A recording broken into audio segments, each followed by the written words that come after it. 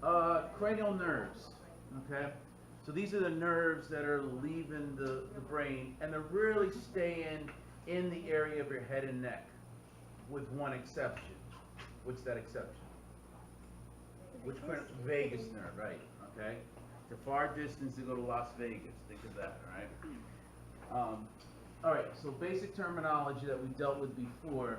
Sensory is always going to come from outside the body and go into the central nervous system. In this case, it goes to the brain. Once the brain interprets what to do with that, then it's going to send motor out and do whatever that needs to do. It'll go either to muscles to contract or glands to secrete something. Cranial nerves, as opposed to spinal nerves are always mixed. They have both motor and sensory. This is a little bit of a different caveat here. On the cranial nerves, they can be sensory only, motor only, or it could be mixed. And I'll give you a couple mnemonics to help you along with this, okay? And I kind of did it color-coded so that you'll see the color-coded coming in, all right? All right, cranial nerves, there are 12 pairs. All of them, like I said, stay in the head and neck except for one, cranial nerve 10, which is the vagus nerve. But you've learned a lot more about the vagus nerve, too, that it carries 70-75% of all your parasympathetics also. It becomes a very important nerve, okay? Okay, these are your 12 cranial nerves in order, okay? They usually will use Roman numerals. There's only 3 important places that we use Roman numerals still. One is the cranial nerves, all right? So you just got to get used to them. It's only 1 through 12. The other time is in A and P2, and you'll deal with things called clotting factors. You ever heard of hemophilia? They're missing clotting factor 8, but they put the 8 in a Roman numeral. Okay, so you'll learn about those in A and P2. And then probably the most important place is an event that usually happens in February where they use Roman numerals, and that's the Super Bowl. Okay? Except they didn't do it this time, right? Because it would be L. So it's Super Bowl LL, and it just wouldn't look right. You know, 50 is L. Next year, I think they're going to be doing it back to Roman numerals. And we all know how Julius Caesar ordered 5 beers, right? Think about it. Okay. All right. So these are your cranial nerves. All right. Nerve 1 is something called, and we're going to go through all these. Olfactory. Olfactory means smell. Okay. So the olfactory nerve, optic nerve, ocular motor. Trochlear, trigeminal, abducens, facial, auditory, but it's pretty important to actually understand it as something called the vestibule cochlear nerve. When you get into the ear, these parts here, there's a vestibule and there's a cochlea in the ear, and that's going to help you to know organs in the ear, but also known as auditory too. Then you have glossopharyngeal, our friend the vagus nerve, accessory nerve, and hyperglossal. There's a lot of mnemonics that are out there. You could do Wikipedia and all these things. Some of them are really off color that I'm not really at liberty to tell you about. My thing is, if you come up with one yourself, that's probably the best way to do that because you're actually studying. The one that I use that's not too off color is O to touch and feel a girl's vagus nerve and heart. Or you could say O to touch and feel a guy's vas deferens and heart. Okay?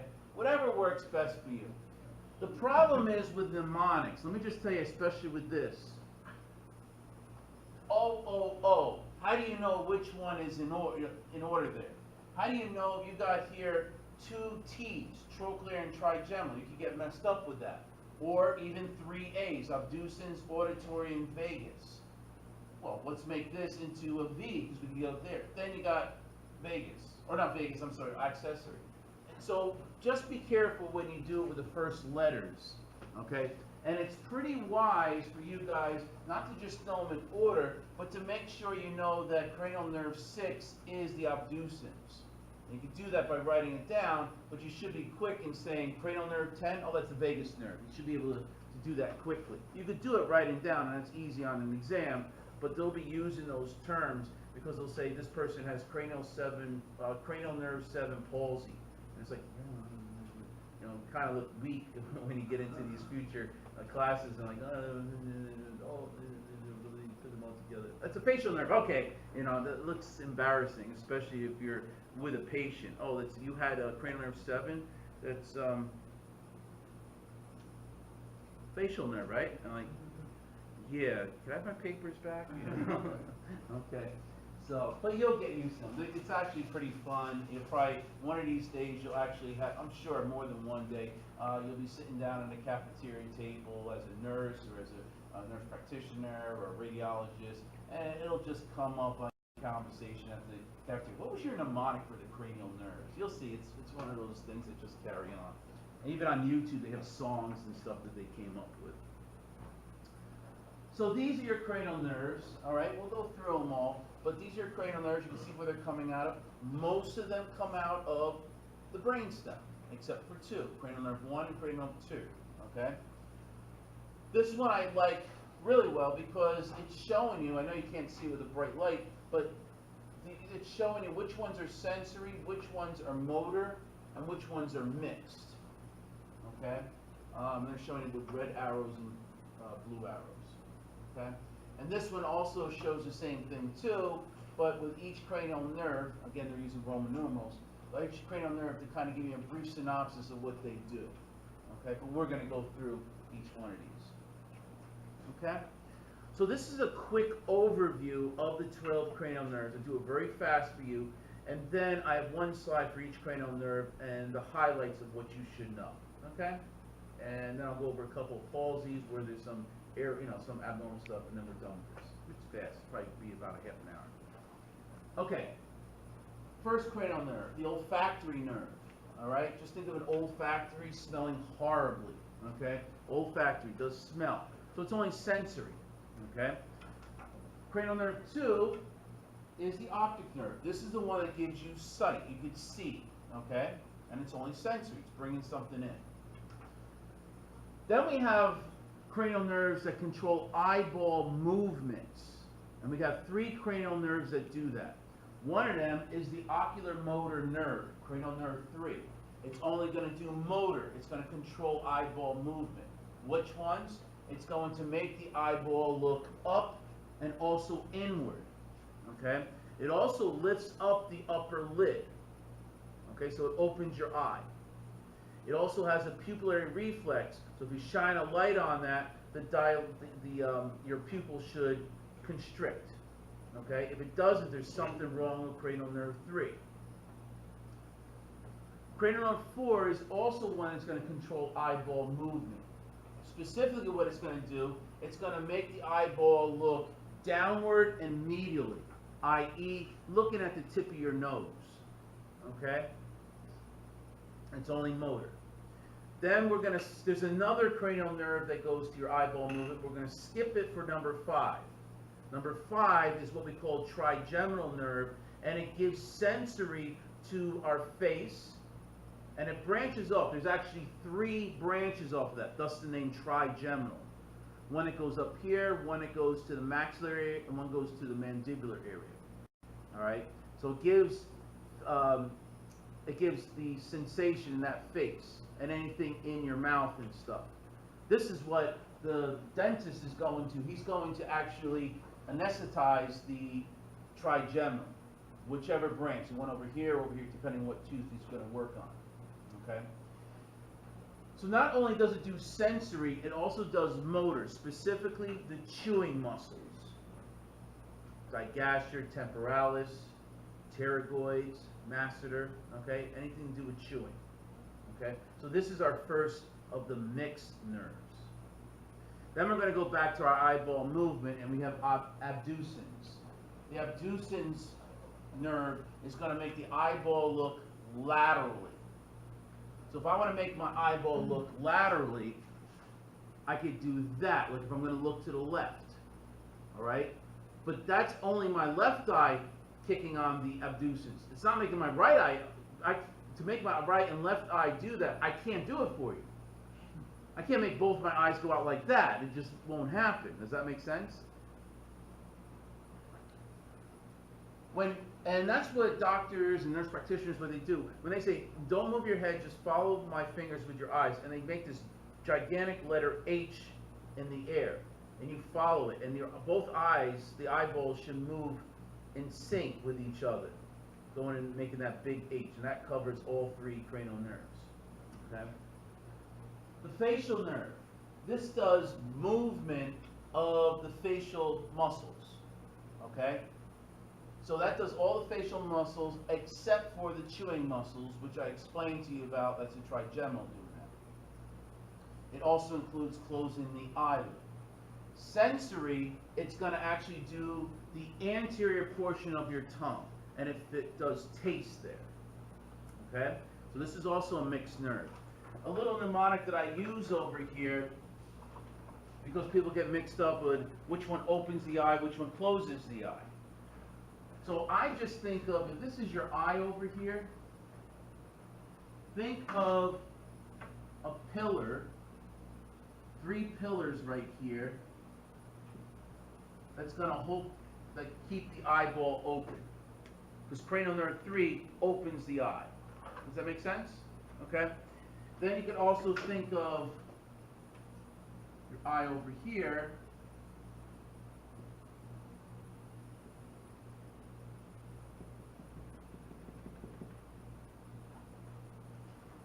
And think of a gigantic hook that looks like a 7. Bringing it down. Does that make sense? So cranial nerve 7 closes the eye. Cranial nerve 3 opens the eyelid. Okay? Auditory, also known as the vestibulocochlear nerve. This one only does sensory and it does hearing, but it also does equilibrium. And you'll learn about that when you get into eyes and ears. Cranial nerve 9 is glossopharyngeal. And this is going to do sensory, the back portion of your tongue in terms of taste. Okay?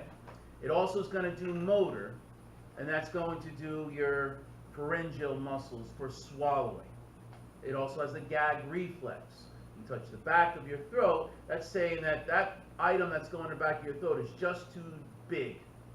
So you're going to start gagging so that it doesn't go down your throat because your stomach won't, or your esophagus won't be able to take on that. Okay? The vagus nerve, I don't think I need to go into that one, all right? But it does, it's a mixed nerve. It's got sensory from the thoracic abdominal cavities. It's got motor to the thoracic abdominal cavities. It's also going to aid in vocal cords and swallowing also. Cranial nerve 11 is the accessory nerve. And that does basically shrugging the shoulders, okay, and also turning the head. So the sternocleidomastoid is going to be innervated by the accessory nerve. Also the trapezius does this, okay? And cranial nerve 12 is sticking out your tongue, all right? It does the tongue muscle movement. So those are our 12 different cranial nerves. They're not hard. I'm sure you can go through this pretty rapidly, okay? Now what I want to do is just go more into, not much more detail, but just a little bit more to explain a little what we've been talking about and how like the ethmoid gets involved and stuff, okay? So I have one slide for each one of them. So the olfactory nerve, it's going to be just sensory and it's going to do smell. And what happens here, this is a side view, it's a close-up of your, just above your nasal cavity. And what you have is the olfactory tract over here. And then you're going to have it bulge out, and that's called the olfactory bulb. It comes from the olfactory nerve, which is back here. The olfactory bulb is then going to have nerves that go into the nasal cavity. How does it get there? There's holes in this ethmoid bone. You learned about that, right? The cribriform plate. So those nerves go through those cribriform plates, okay? And that's what happens, okay? If we have a problem with the cranial nerve 1, you're not going to smell. Something called a nose, okay? So you've lost the smell. There's something wrong there, okay? And you also see this in our models of the brain and sheep brain and stuff. You'll see the bowl and stuff. Okay, not bad. All right, optic nerve. You're going to learn how it crosses over. Ooh, it's probably the last time you'll hear about crossing over. All right, vexations. All right, but it's pretty important. When you watch the video about the eyes and ears, you'll see I'll draw this whole thing up there explaining the different routes that go in here and the different abnormalities should that get compromised. If this gets compromised or the optic chiasm gets compromised or back here, it'll make sense when you see it. Okay, but where it crosses over, this area here is called the optic chiasm. So it only does sensory, it only does vision. It only brings in the image that you're seeing there. All right, where the crossing over is the optic chiasm. If we cut off the tracts, well, this is the optic nerve over here. Okay, here's the optic chiasm, and where it's back here, it's called the optic tracts. Okay, so if we cut this, you're blind. You can't see out of this eye. Okay, if you cut here, it's halfway blind because it's crossing over. You'll learn about that later on. Okay. The ocular motor nerve. This is the one of the three that is going to do eyeball movements. Okay? So this is going to make the eyeball movement. It's going to make it look up and inward also. Okay? And this is going to also lift up the eyelid. It does the pupillary reflex.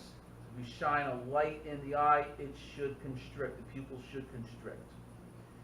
If you have damage to this nerve, whether cancer, whether multiple sclerosis, trauma, anything going on to this, then you're going to have a few things. You're going to have something called diplopia, which is a fancy word for double vision. Okay? Because one eyeball is going to move, the other one's not. It becomes this double vision that you're seeing. You also get something called ptosis. We talked a little bit about ptosis when we did myasthenia gravis. One eyelid is going to droop. So in other words, if you ask the person to look up, one eyelid might start drooping after about 7 seconds. All right, that's how we see, and that's called ptosis. And there's going to be impaired eyeball movement when they make this big H in the air. Okay. Cranial nerve 4 is something called the trochlear nerve. Now, when you get into the eye and ear, it's called trochlear because the way that the nerve actually goes, it goes through a pulley. In Latin, pulley, you say trochlear. And it goes through this pulley and comes to the back. You'll see how I explain it, and it moves the eyeball from the back. And what, God bless you, what happens, this makes the eyeball look down and medially, like you're looking at the tip of your nose. Okay? That's what's going on over here.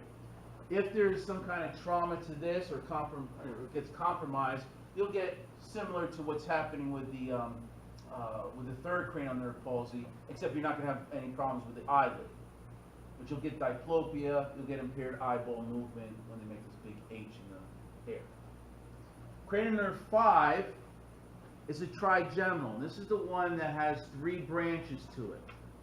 We call each branch, all right, and it does, it does sensory of the face, all right, and there's 3 branches. You can touch here, here, and here, and if you can feel it, then it works.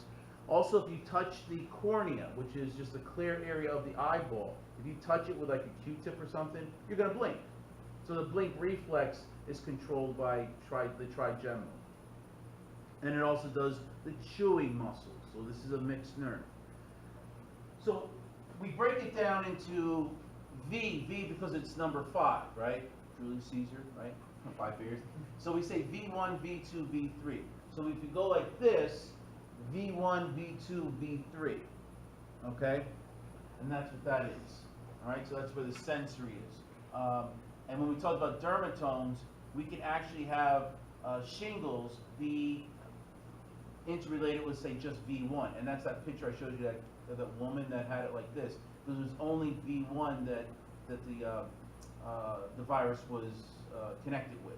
And then it shows up over there. So a lesion to this, you would have anesthesia to that particular area of the face. Depends on where it is. And also there's impaired chewing. All right, they can't chew very hard on that side. You have cranial nerve 6, and this is the last of the eyeball movement cranial nerves. This is going to make the eyeball move laterally, okay, away, okay. So if someone told me to look this way, and this eyeball is going to move that way because of cranial nerve 3, but this eyeball stays straight, then you know that cranial nerve 6 on the left side is not functioning, okay? So you get this impaired eyeball movement. Facial nerve, this is going to do sensory for taste on the anterior portion of your tongue. And motor, it's going to do all the facial movements with the exception of the chewing muscles. But it will include closing of the eyelid also. Okay? So if this gets impaired, you're not going to taste properly, at least in the upper, the anterior area. And when you get into the digestive system, you'll realize that it's the anterior area takes care of the taste of sweet and salty. And you also have impaired facial movement. You ask him to smile, he's like, right? Because this side can't do it. You ask him to close his eyes. One stays open, okay? That thing. You ask him to raise his forehead. Only one side, I can't do that one, but only one side will raise up, all right? Cranial nerve 8, which is auditory, but it's also called the vestibulocochlear nerve. This is going to do sensory only, and it's going to control hearing and equilibrium. So if there's a lesion to this, you're going to have loss of balance, you're not going to hear. Quite obvious on that. Cranial nerve 9, the glossopharyngeal, it does the back portion of taste of your tongue, which does the other two. What it is, sweet and salt, so it's going to do bitter and sour. Okay. There's actually a fifth one. Do you know there's a fifth taste that they just figured out about 5 years ago, 10 years ago? Yeah. Yeah, yeah. Umami, right? Umami? Mani or something. I think it's U-M-A-N-I. It's a savory taste. Yeah, it's a savory taste. There's a difference between flavors and taste. All right? Taste is those 5 tastes, okay?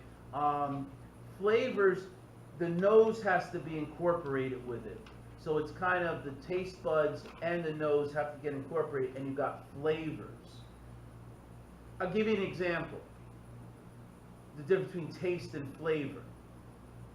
You put a strawberry in your mouth, you taste it sweet, and you taste the strawberry flavor. If I hold your nose and I put a lemon in there, you won't taste the flavor of lemon, but you'll taste bitter. Does that make sense? Try it. That's an experiment you can do at home. You put something in your mouth, but you close your nose or you got a cold or something, it'll taste bitter, but you won't know if it's lemon or something else. Tea or honey, you know what I'm saying? You can't tell what it is, but you can taste those things. So that's the difference between taste versus flavor, okay? I know laymen use it like interchangeable, but it really doesn't mean the same thing. Well, anyway, so glossopharyngeal does sensory, the taste, but it also does motor, and it does the gag reflex and things that all the muscles for swallowing, okay? An impaired, a lesion to this will give you impaired swallowing, and you can't taste the bitter or sour, okay? The vagus nerve, you know all about this, cranial nerve 10, sensory and motor. It's also, for motor, it's also going to deal with vocal cords and swallowing. You have a lesion to this, you can have hoarseness, loss of voice, impaired swallowing. It is fatal if both are cut or both are severed, because then you have no parasympathetics going down to your thoracic and abdominal cavity. So these are pretty important, okay? Cranial nerve 11 is accessory nerve. And it's going to do shoulder and neck muscles. Lifts the shoulder, turns the head. Okay? So an impaired accessory muscle means you're not going to be able to do those things. Okay? The head turns is injured. Okay? And then the last one, hypoglossal, this does the tongue movement. Okay? If one side is damaged, then the tongue will deviate to the uninjured side. You stick out the tongue, and it kind of curves to the uninjured side. Okay? If both are damaged, you're not going to be able to stick out your tongue. Okay? So let me just do something for you. It's going to be longer to explain, but it'll only take 30 seconds to do. Back to this. Okay. This is how a medical professional, nurse practitioner, anybody for that matter, could actually test for these 12 cranial nerves, and you could do it in like 30 seconds. Okay? It'll take me long, it'll take me like a few minutes just to explain it, but I'll show you, it's pretty easy. First thing you do, you walk up to the person, he's going to shake your hand. He sees you, so you know the optic nerve works. Does that make sense? He's going to put his hand out, you can see that. So you go to the patient's room or the waiting room, whatever, and that's what you do. You go up to the soap machine, pull some soap over there, say, do you smell that? Yeah, I smell it, super. Okay, I could go up to her, or I could go up and I'll just do this with her next to her ear. Can you hear that? All right. So if she can hear that, I know that cranial nerve 8 is working. I'll do the big letter H over here. Her eyes are following in the same pattern. I know that 3, 6, and 9. Or 3, 4, and 6 are working. All right. Pretty easy. I'll ask her to. I'm going to press down on her shoulders here. Try and lift it up. If one goes up pretty easy and the other one is not doing anything, then I know there's something wrong with the accessory. Okay? I did, let's see, what am I leaving off? Trigeminal. Oh, trigeminal. Can you feel this? Can you feel this? Can you feel this? Super. So I know that all 3 branches are working. Does that make sense? Here, here, here. I'll do it on both sides. Okay? Facial. I'll just ask her to close her eyes and smile. If I see it on both sides evenly, it's working. Okay. Glossopharyngeal. I'll ask her to I'll get a glass of water over here, put it in her mouth, and I'll put my hands over here and I'll ask her to swallow it. And I should be able to feel both sides going up and down in an even fashion. Vagus. Well, I would imagine that's working. She's not hoarse and she's alive. So that's pretty good right there. And then the hypoglossal. This is the fun part. Just ask her to stick out her tongue at me. If it's going straight out, then I know it works. So you could do this in like 30 seconds. Once you do this, remember, where are most of these cranial nerves coming from? The brainstem. So this is like the tip. It's like the like an oil dipstick in a car. You get an idea by smelling it, looking at it. By doing this cranial nerve test over here, you get an idea if the brain is working well or not. It's like the tip of the iceberg. Something not working there, something's probably not going well. All right, and you got to go further, do further testing. All right, any questions about that? That's pretty easy. Now, here's a little mnemonic to help you. Where is this? Okay, so if you have cranial nerve 1, 2, 3, 4, 5, 6, 7, 8, 9, 10, 11, 12. Here's my mnemonic. Some say marry money, but my brother says big brains matter most. Okay? S is sensory, M is motor, B is for both. So cranial nerve 1 is just sensory, cranial nerve 2 is just sensory, cranial nerve 3 is just motor, cranial nerve 4 is just motor, cranial nerve 5 is going to be both motor and sensory, 6 is just motor, 7 is sensory and motor, 8 is just sensory, 9 is sensory and motor, 10 is sensory and motor, 11 is just motor, 12 is just motor. Does that help you? There's a bunch of different mnemonics. And that's not my mnemonic. That's something that was told to me. It's probably all over the place. I didn't make that one up. But I'm just saying that there's a lot of mnemonics that are all out there. Okay? That one's not so bad. But I mean, just be careful when you have O. You get mixed up on which one's which. Okay? So the only thing I want to just say about abnormality is Bell's palsy, which I'm sure most of you have heard about. Bell's palsy is paralysis on one side of the face due to some kind of compromise or lesion to cranial nerve 7. I Again, cranial nerve 7 is going to do all your facial muscles with the exception of chewing muscles. Okay? So this usually resolves in 4 to 6 weeks. If you ask the person to smile, only one side works. You ask them to close his eyes, only one side works. Okay? So here, in this case, Bell's palsy, all right? You ask him to close his eyes and smile. Well, first one over here, you're asking him to raise his eyebrows, his forehead, and only one side goes up, the other side doesn't. This side on the right side is working, but the left side isn't, all right? Over here, he can close his eye really tight. This one can't close very well. You ask him to smile. He's not smiling on this side. It's this side he can. This usually resolves in 4 to 6 weeks. This is a very scary thing because you wake up one morning and you can't move your face. So of course, what are you thinking? Stroke. Okay? So you got to reassure them. You have to do further tests to figure out it's not a stroke. It's very scary for the patient. Okay? So once they find out that it is Bell's palsy, then usually 4 to 6 weeks it resolves. It's self-limiting, almost like Guillain-Barré syndrome that we talked about from before. All right. This can last up to a year too. So I don't want, you know, and I tell that to patients, you know, just so they're not that wary about it. That this might last a little bit longer. Okay. And good old George Clooney had this in his sixth grade. He was made fun of, and it was that crooked smile that he had. Okay. But that's okay. He grew up to be a well-known person and whatnot. But you can see he could have that smile on this side, but he can't do it here, and the eyes can't really close that well. All right. So that's it. That's the cranial nerve. That wasn't too bad, was it? That was a little bit fun, right? There's a lot of mnemonics and stuff. Okay. Any questions on the cranial nerves? Okay. So